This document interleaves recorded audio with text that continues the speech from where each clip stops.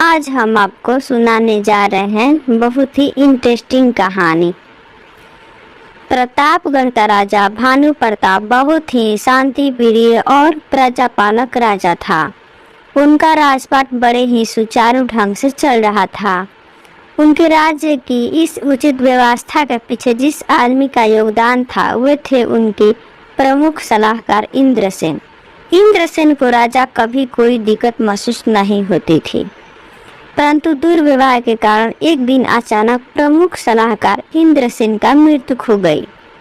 अब राजा भानु प्रताप के लिए बड़ी कठिन स्थिति उत्पन्न हो गई थी। उनके प्रमुख सलाहकार का पद खाली पड़ा था। वह चाहते थे कि पूरे राज्य में सबसे बुद्धिमान व्यक्ति इस स्थान को ग्रहण करे। इस समस्या का समाधान निकालने के लिए उन्होंने एक उपाय सूझी। राज्य भर में घोषणा करवा दी, जो भी व्यक्ति इस पहेली का सही उत्तर बताएगा उससे राजा 100 अफ्रिया इनाम में देंगे, परंतु प्रमुख सलाहकार नियुक्त करेंगे। राजा की ये 3 पहेलियां थी। क्या चीज शरीर को सबसे ज्यादा ताकत देती है? दूसरी थी, क्या चीज सबसे ज्यादा मीठी होती है? और तीसरी, सबसे चंचल क्या है? उसी राज्य में एक गरीब आदमी अपनी 18 साल बेटी के साथ रहता था, जिसका नाम रेखा था। जब वे ये पहेलियाँ अपने पिताजी से सुनी तो अपने पिताजी से बोली, आप महाराज के पास जाकर ये पहेलियाँ बुझाइए ना। वे आदमी बोला, बेटी, वहाँ पर इतने बड़े बड़े अक्ल और अमीर लोग पहेली बुझने आए हुए हैं, मैं उनके बीच कैसे जा सकता हूँ? वहाँ महाराज के पास पहुंचकर बड़े बड़े लोग आते हैं और महाराज उससे पूछते हैं कि तुम क्यों आए हो? तो वे लोग जवाब देते हैं, हम लोग आपके पहेलियाँ बुझाने के लिए आए हैं। महाराज कहते हैं, ठीक है, अगर तुम पहेलियाँ नहीं बुझ सके तो मैं तुम बुझ जावे तो तुम्हें 100 अफ्रिया इनाम में देंगे, और नहीं बुझ पाए तो 100 कौड़े मिलेंगे। फिर लोग अपनी अपनी समझ के अनुसार पहेलियाँ बुझते हैं, परंतु सब गलत बुझते थे। बेचारे सब 100 कौड़े खाकर आपस चले जाते हैं। बता बेटी, मेरा क्या हैसियत है कि मैं वहाँ जाऊँ? अगर गया भी और ना बुझ पाया तो मुझे 100 कौड़े पड़ेंगे और मैं 100 कौड़े खाकर मेरी तो जान ही निकल जाएगी। नहीं बेटी, मैं वहाँ नहीं जा सकता है। वे बोली, नहीं पिताजी, आप जाइए, मैं बताती हूँ इसका उत्तर। हमको सबसे ज़्यादा ताकत देने वाली चीज़ है धरती, जिससे हमारा खाना आता है। सबसे ज़्यादा मीठी है नींद, जिसके आगे कोई चीज़ प्यारी नहीं होती है। और सबसे ज़्यादा चंचल है आँखें। आँखें बंद होती है तो कुछ नहीं दिखाई देता, जब खुलती हो तो आसमान का तारा दिखाई देने लगता है। पिता ने डरते डरते महाराज के पास पहुँचा। महाराज ने उससे पूछा, तुम यहाँ किस लिए आए हो? आदमी थोड़ा झुककर बोला, सरकार, मैं आपकी पहेलियाँ बुझने आया हूँ। महाराज बोले, तो शर्त तुम्हें याद है ना? जी सरकार। तो महाराज बोले, अच्छा बता कि सबसे ताकत देने वाली चीज़ क्या है? धरती है सरकार, क्योंकि हम सबको खाना वहीं देती है। अच्छा, दूसरा है, सबसे ज़्यादा प्रिय क्या है? महाराज बोला, अच्छा, बहुत अच्छा, बताओ सबसे दुनिया में मीठी चीज़ क्या है? आदमी बोला, नींद है। जब किसी को नींद आती है तो वो सब कुछ भूल जाते हैं। फिर महाराज बोले, अच्छा, सबसे ज़्यादा चंचल क्या है? महाराज, आँख। जब आँख बंद रहता है तो कुछ नहीं देख पाता है, जब खुलता है तो पूरा आसमान का तारा देख लेता है। तब महाराज बोले, पहेलियाँ तो बुझ ली, लेकिन यह तो बताओ तुमको किसने बताया, क्योंकि इन पहेलियों को तो तुम खुद बुझ नहीं सकते। आदमी थोड़ा सिर झुकाकर बोला, सरकार ठीक कहते हैं, यह मेरी बेटी ने बताई है। तुम्हारी बेटी तो बहुत होशियार लगती है। ऐसा करो, 1 दर्जन अंडे ले जाओ, अगले सुबह इसमें से मुझे चूजे निकले हुए देना। आदमी ने सोचा, मैंने पहली क्या बुझाई, यह मुझे तो एक और मुसीबत में डाल दिए। पर मरता क्या न करता, उसे भी उठाया और अपनी बेटी की प्रशंसा करते हुए घर वापस आ गया। बेटी ने पिता को देखा तो सब काम छोड़कर दौड़ी दौड़ी पिता के पास आए उसे देखा कि उसका पिता तो ठीक ठाक दिखाई दे रहा है।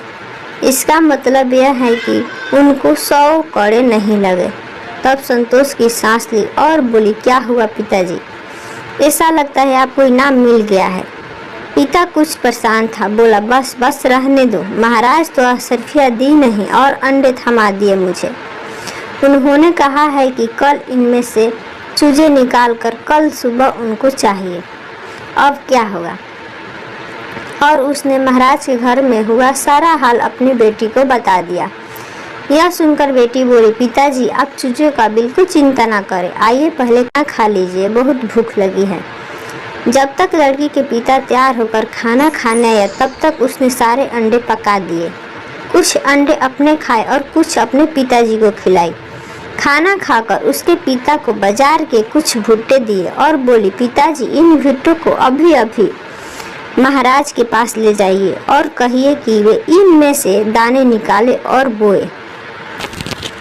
कल तक मुझे उनके भुट्टों में से मुलायम दाने निकाल कर भेजे कि सुबह सुबह उनको कुल अंडों से निकले हुए चूजों को खिला सकूं।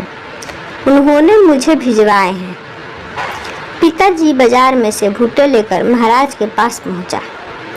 महाराज कुछ दरबार में आया देख आश्चर्य में पड़ गया। महाराज ने पूछा, क्या हुआ, क्यों इतनी जल्दी चूजा निकल आए? आदमी बोला, भुट्टा देते हुए कहा, सरकार मेरी बेटी ने यह भुट्टा भेजी है और कहा है इनमें से दाने निकाल कर बो दे और सुबह ताज़ा पैदा हुए मुलायम भुट्टों के दाने सुबह सुबह पैदा होने वाले चूजों को खाने के लिए तैयार रखें। महाराज बोले, तुम्हारी बेटी बहुत होशियार है, ऐसा करो तुम उसको मेरे सामने लाओ और उससे कहना कि वह मेरे पास आए, ना तो कपड़ा भी पहने और कपड़ा भी पहने हो, किसी सवारी पर आए और ना ही पैदल आए, कोई सामान भेंट में न लाए और भेंट भी लाए। बेचारा पिता फिर से चिंता करता हुआ घर वापस लौट आ गया। पिता को आते देख बेटी ने सारा काम छोड़कर भागी भागी आई और बोली, क्या हुआ पिताजी? महाराज ने क्या कहा? पिता दुखी होकर बोला, बेटी अब की बार तो महाराज के फंदे में फंस गई, इससे निकालना बड़ी मुश्किल है। बेटी की भी थोड़ी चिंता हो गई और फिर बोली, क्या हुआ पिताजी, कुछ तो बताइए। तो सभी पिता ने उसे साफ साफ बता दिया। तो बेटी बोली, बस इतनी सी बात। पिताजी आप बिल्कुल चिंता ना करें, मैं सब संभाल लूँगी, आइए खाना खा लीजिए। खाना खाकर बेटी अपने पिता से बोली, पिताजी आप मुझे बाजार से 10 गज मछली पकड़ने वाला जाल ला दीजिए। पिताजी बाजार गए। उसने अपनी बेटी के लिए 10 गज मछली पकड़ने वाला जाल लाकर दे दिया। उस मछली पकड़ने वाले जाल से उसने अपने लिए ड्रेस बनाई और उसको पहन लिया। इस तरह ना तो कपड़ों की थी और ना ही बिना कपड़ों की थी। उसने उससे अपना बड़ा वाला कुर्ता लिया और उस पर बैठ गई। जिस तरह ना तो सवारी की थी और ना ही पैदल चल रही थी, क्योंकि उस पर बैठकर चलने से उसके पैर केवल घिसट रहे थे।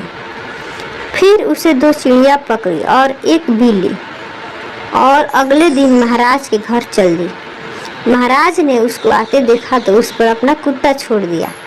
लड़की ने अपनी बिल्ली छोड़ दिया तो महाराज के कुत्ते ने उसके पीछे बिल्ली के पीछे दौड़ पड़ा। तब लड़की ने महाराज के घर में घुस गई। महाराज के सामने पहुंचकर कहा, महाराज ये रही आपकी भेंट, पकड़िए। यह कहकर उसने अपने हाथों में पकड़ी दोनों चिड़िया छोड़ दी। चिड़िया फूट से उड़ गई और महाराज उनको दिखता रह गया। इस तरह वो भेंट लाई पर महाराज उसे ले ना सके। कपड़े भी पहनी थी और नाभि पहनी थी। इसके अलावा वो सवारी भी की थी और नाभि की थी, क्योंकि उसके पैर घिस रहे थे। यह सब देखकर महाराज जी बहुत खुश हुए और कहा, तुम बहुत होशियार हो, क्या तुम मुझसे शादी करोगी? तो लड़की बोली, अगर आप चाहे तो। महाराज बोले, ठीक है, तुम अभी अपने घर जाओ, मैं कल तुम्हारे पिताजी से बात करूंगा और शादी कर लेंगे। लड़की अपने घर वापस आ गई और अपने पिता से बोली, पिताजी, महाराज मुझसे शादी करना चाहते हैं। अगले दिन महाराज उस आदमी के घर आया और फिर उन दोनों की शादी हो गई। अब सारे लोग अपनी सारी उलझन को उस लड़की के पास ले आते थे, चाहे महाराज घर में हो या न हो, क्योंकि वह लड़की सारे फैसले अक्लमंदी और समझदारी से करती। सारे लोग उसके फैसले से बहुत संतुष्ट थे। एक बार 3 लोग मेले में जा रहे थे। एक आदमी के पास एक घोड़ी थी, दूसरे आदमी के पास गाड़ी थी और तीसरे आदमी के पास जग था। रास्ते में रात हुई तो वो तीनों महाराज के घर रुके और वहीं सो गए। सुबह उठकर देखा तो घोड़े वाले की घोड़ी ने बच्चा दे दिया था। घोड़ी वाला आदमी, यह बच्चा मेरा है क्योंकि घोड़ी मेरी है, इसलिए यह बच्चा मेरा है। गाड़ी वाला आदमी बोला, झूठ बोल रहे, ये गाड़ी मैंने दिया, इसलिए यह बच्चा मेरा है। तीसरा आदमी बोला, तुम दोनों झूठ बोल रहे हो, यह बच्चा मेरे जग ने दिया है, इसलिए यह बच्चा मेरा है। तीनों फैसले के लिए महाराज के घर आए। महाराज दरबार में नहीं थे तो महारानी निकल के बाहर आई और उन लोगों से पूछा, क्या बात है। तीनों ने अपनी अपनी उलझन बताई। महाराज तो घर में नहीं थे, वे अनार से मछली पैदा करने गए हैं। यह सुनकर तीनों को बहुत ताज्जुब होती है। तीनों में से एक ने कहा, मैं तो मछली पैदा होते सुनी है मछली से, पर अनार से नहीं।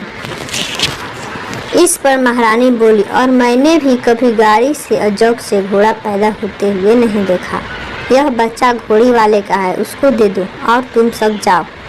जब महाराज घर लौट आए तो वह सब सुना तो अपने पत्नी पर बहुत नाराज हुए, क्योंकि कई बार कह चुके थे कि उसके मामले में दखल ना दिया करो। और फिर बोले, तुम मेरे बात नहीं मानती हो, इसलिए तुम मेरी पत्नी नहीं हो। जाओ, निकल जाओ मेरे घर से। जाते समय तुम अपनी पसंदीदा एक चीज़ ले जा सकती हो। पत्नी बोली, ठीक है, चलो जाती हूँ, पर आज आखिरी बार हम साथ साथ खाना तो खा ले। दोनों ने शाम को साथ साथ खाना खाया और फिर महारानी गाड़ी वाले को बुलाकर उस गाड़ी को तैयार करने की कही। जब गाड़ी तैयार हुई तब उसने सोए हुए महाराज को गाड़ी में रखा और खुद ही उस पर बैठ गई। गाड़ी चलती हुई कुछ देर बाद महाराज की नींद टूटी तो वो कहा, मैं कहाँ हूँ और कहाँ जा रही हूँ। पत्नी ने जवाब दिया, आप मेरे साथ हैं और आप मेरे घर जा रहे हैं। महाराज ने कहा, मैंने तो तुमको अकेले ही घर से निकाला था, फिर मैं यहाँ क्या करूँ। पत्नी बोली, आपने ही तो कहा था कि अपनी पसंद की एक कोई चीज़ अपने साथ ले जा सकते हो। आप मेरे पति हैं और क्योंकि आप मुझसे सबसे ज़्यादा प्यारे हैं, इसलिए मैं आपको अपने साथ ले जा रही हूँ। महाराज ने अपना सिर पीट लिया और साथ बोला कि चलो हम लोग दोनों साथ साथ और खुशी से रहेंगे। बिलासनगर गांव में एक सुंदर नाम का एक किसान रहता था। सुंदर के पास बहुत से खेत खलिहान थे। हर साल सुंदर के खेतों में अच्छी फसल होती थी, इसलिए उसके पास धन की कोई कमी नहीं थी। सुंदर के परिवार में उनकी पत्नी और उनका बेटा नंदू था। छोटा परिवार होने के कारण उनका खर्चा भी बहुत कम था। पूरा परिवार बड़ी ही मेहनत और ईमानदारी से काम करता था। सुंदर स्वभाव से थोड़ा कंजूस था। उसने कभी भी किसी गरीब को एक पैसा भी दान में नहीं दिया था। सुंदर का बेटा नंदू बड़ा ही समझदार था। वह अपने पिता के सभी कामों में हाथ बटाता। एक दिन की बात है, सुंदर बाजार गया तो उसने एक गाय देखी। गाय बड़ी तंदुरुस्त और अच्छी थी। सुंदर गाय खरीदने का फैसला किया। गाय के मालिक से मोल भाव करके उसने 800 रुपए में गाय खरीद ली। सुंदर यह सौदा करके बड़ा ही खुश था कि उसने सही दाम पर गाय खरीद ली। वह सोचने लगा कि उसके घर में दूध की कोई कमी नहीं होगी। बाद में उसने 10 रुपए में एक मुर्गी खरीद ली। घर वापस आ गया। सुंदर की पत्नी गाय और मुर्गी को देखकर बड़ी खुश हुई, क्योंकि गाय अब रोज उसे दूध देगी और मुर्गी रोज अंडा। सुंदर कभी कभी अपने गांव के मंदिर में जाता था। सुबह सुबह मंदिर गया। मंदिर में उसकी मुलाकात पंडित जी से हो गई। सुंदर ने पंडित जी को अपनी नई गाय खरीदी हुई और मुर्गी के बारे में बताया। पंडित जी ने खुशी जाहिर करते हुए कहा, सुंदर, भगवान की कृपा से तुम्हारे घर में बहुत ही बरकत है कि कभी किसी चीज की कोई कमी नहीं है। परंतु जहाँ तक मैं जानता हूँ कि तुम कभी एक पैसा भी दान नहीं किया। शास्त्रों में लिखा है कि मनुष्य को अपनी कमाई में से कुछ दान अवश्य करना चाहिए। सुंदर ने कहा, पंडित जी, मैं जरूर आपकी बात पर अमल करूँगा। तभी पंडित जी तपाक से बोल पड़े, अगर दान ब्राह्मण को किया जाए तो उनका कई गुना पुण्य मिलता है। असल में पंडित जी चाह रहे थे कि सुंदर उन्हें कुछ दान दक्षिणा दे। सुंदर ने कहा, अवश्य पंडित जी, मैं आपकी बात से सहमत हूँ और जल्दी ही दान दक्षिणा करने की व्यवस्था करता हूँ। यह सुनकर पंडित जी मन ही मन बहुत खुश हुए। उन्हें पूरा विश्वास हो गया कि सुंदर अवश्य ही उन्हें दान दक्षिणा के रूप में कुछ फल अवश्य देगा। घर पहुंचकर सुंदर ने इस पर काफी बारे में सोच विचार किया। उसने अपनी पत्नी से भी इस बारे में बातचीत की। दोनों पत्नी पत्नी ने इस बात पर सहमत थे कि पंडित जी को दान के रूप में अवश्य कुछ धन देना चाहिए। अगले ही सुबह सुंदर ने अपने बेटे नंदू को बुलाकर कहा, बेटा, तुम अभी गांव के पशु बाजार में जाकर हमारी गाय और मुर्गी दोनों को बेच दो। वापसी के समय गाय को बेचकर जो धन प्राप्त होगा वह पंडित जी को दक्षिणा के रूप में दे देना और मुर्गी का जो धन प्राप्त मिलेगा वह मुझे लेकर आना। नंदू को यह बात बिल्कुल पसंद नहीं आई। वह समझ गया कि पंडित महाशय उनके भोले भाले पिता का फायदा उठा रहे हैं, परंतु वह अपने पिता की बात को टाल भी नहीं सकता। वह सोचने लगा कि ऐसा करे जिससे सांप भी मर जाए और लाठी भी न टूटे। उसको एक तकलीफ सूझी। अगले दिन नंदू गाय और मुर्गी को लेकर बाजार गया और उनको बाजार में बेचने के लिए खड़ा हो गया। आधा दिन बीत गया परंतु कोई भी खरीदार नहीं आया। तब एक आदमी आया जो गाय खरीदना चाहता था। वह नंदू के पास गया और पूछा, कितने में गाय बेच रहे हो? नंदू बोला, महाशय, सिर्फ 10 रुपए की है। वो आदमी को बड़ा आश्चर्य हुआ।